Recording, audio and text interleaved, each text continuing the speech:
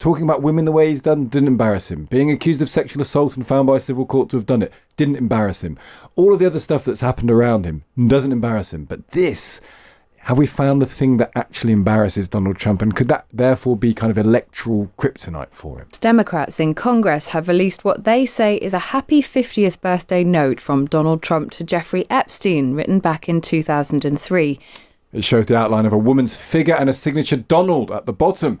The words take the form of a conversation between the late paedophile billionaire Epstein and the man who would one day become president. They conclude in Donald Trump saying, "A pal is a wonderful thing. Happy birthday, and may every day be a wonderful secret." Well, the president's spokeswoman says it's a fake. You'll remember the president said he would sue the Wall Street Journal for first reporting about the note. So how will this affect the American president? Well, let's ask Steve Erlanger, the chief diplomatic correspondent in Europe for the New York Times. Good morning. Good morning. This note, I mean, Donald Trump has been incredibly robust, saying it's fake news, it's not his signature, it didn't exist. We now can see it. And lots of people have compared the signatures and believe, actually, they are pretty much the same. It's inconvenient, isn't it, for the American president? Well, it's inconvenient, and he was always going to say, oh, no, it wasn't me. What he hasn't said, it was done by an auto pen, which is his big accusation against Joe Biden. No, I mean, it feels like Trump in those years, who was a much more articulate individual than he is now. And he does have a history of doing drawings. The signature looks the same, though perhaps his ink was running out a little bit. I think it's just, him just going to deny, which is the simplest thing to do. Blame it on the Democrats, say it's a fraud, a fake. But I don't think too many people will really believe him. And he's not the only person in these birthday messages. How are we now seeing them? Why have they been made public? Well, Clinton's in there too, Bill Clinton, who denies ever having much to do with Epstein.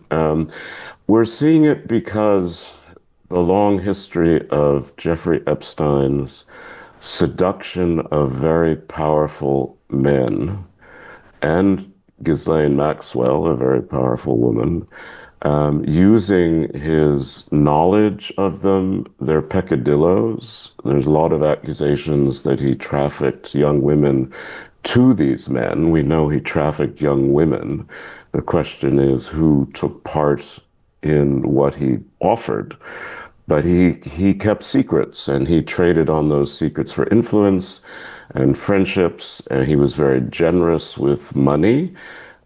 He made money in kind of curious ways. We had a big article just the other day about his relationship with JP Morgan Bank, which kept him going for quite a long time, even after he began to get charged criminally for sexual abuse and sex trafficking. So it's a very tangled web of powerful people, of influence peddling, and at the middle of it is this Svengali figure who started off as a high school maths teacher.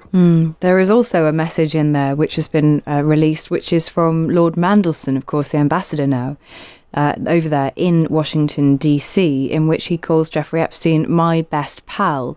Where does this go next, though, for Donald Trump? Because clearly he is intent on denying that this is him at all. The committee that has revealed these documents, do they have a next step in mind? Well, I'm not sure. They've redacted this book to protect victims. There are a lot of signatures missing. The problem for Trump is not the country at large so much as his own base, his own MAGA base, which is, 25% maybe of the country, but very powerful, very ideological, very passionate, and they are really offended because they consider Epstein to be at the center of this great conspiracy running the world, and Trump's involvement in it and his refusal to come completely clean in their view is damaging him with his base. That's really the importance of it. And obviously the Democrats who do not share the the committee. They don't run the House. The Democrats are trying best as possible to keep the embarrassment level up for Donald Trump, particularly as we get closer to the midterm congressional elections. Finally, there is a big meeting in London today between the NATO boss Mark Rutte and Keir Starmer. It comes obviously off the back of Donald Trump suggesting, albeit in a very kind of short exchange, that he would be willing to increase sanctions on Russia. And we've seen those increased attacks on Ukraine in recent days too. Where does this go next from the American side? Are you expecting to see any dramatic moves in the next couple of days? To be honest, no. I mean, Trump has said many times he's going to increase pressure on Putin and has never done it. Their argument is if you do that, he won't come to the talks. I think Trump's very annoyed with him. There's no question. But, you know, every once in a while, Trump will say, oh, let them fight it out some more. And then he'll say, oh, yeah, Putin's being terrible. And obviously, the Russians have delivered a huge night the other night of bombing and drones against Kiev, hitting the government buildings. Trump feels he has to say something. But, you know, wake me up when he does something. Thank you. Well, not exactly a ringing endorsement for those hoping for one in Ukraine. Stephen, as always, thank you so much for joining us. Thank you, Kate. Steve Erlanger there, the chief diplomatic correspondent in Europe for the New York Times. I'm very interested in this question of Donald Trump and embarrassment. You know, we were talking yesterday about how Donald Trump deliberately sort of edges towards sort of the kitsch and the camp and basically is completely never embarrassed. Always goes over the top on anything and always basically doubles down, overcommits and can't really be embarrassed by anything.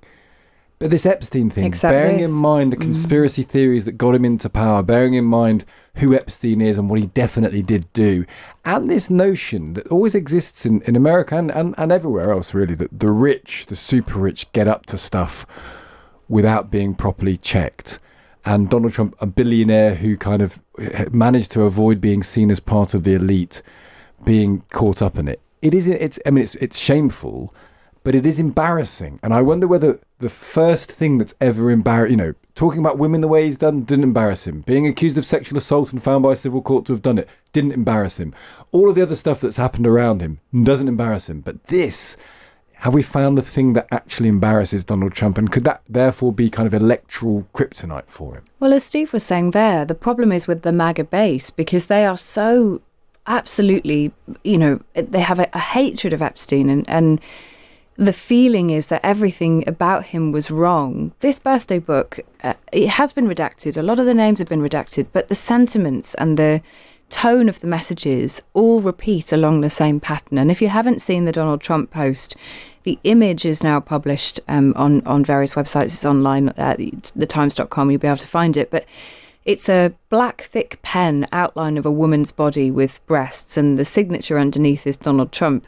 And it's an imagined conversation between Donald Trump and Jeffrey Epstein where it ends with the Donald Trump character saying, a pal is a wonderful thing, happy birthday, and may every day be another wonderful secret. But, you know, that those sentiments are echoed by other powerful people throughout these birthday messages, including sort of wink, wink, nudge, nudge about women, about, you know, there's pictures of very young women being handed lollipops and balloons. There's references to private jets. The Mandelson note, for example, is almost a poem. It talks about, you know, private islands, interesting friends in inverted commas, being taken by surprise in far-off places. And there's a line in that from Mandelson where he says, or in one of his glorious homes he likes to share with his friends, in brackets, yum, yum, and then being best pals. It's a repeated tone and a sort of raised eyebrows.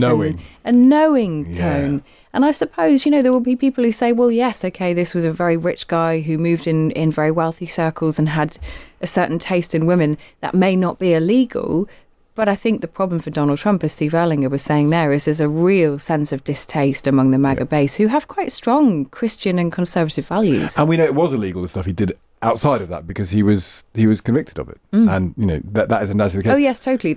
Exactly. Yeah. So there might have been stuff that wasn't illegal, but there very definitely were things that were. Yes. We should also just point out, of course, that the Wall Street Journal. We've worked with the editor of the Wall Street Journal, Emma Tucker, great editor of the Sunday Times and deputy editor of the Times, and of course they reported that Donald Trump is in the process of suing them. They issued a statement through Dow Jones, which is the company that runs the Wall Street Journal, saying we are full confidence in the rigour and accuracy of the reporting. The story, of course, first came out with Wall Street Journal, and then Donald Trump went after it very hard indeed. We shall see what he does with that legal action next.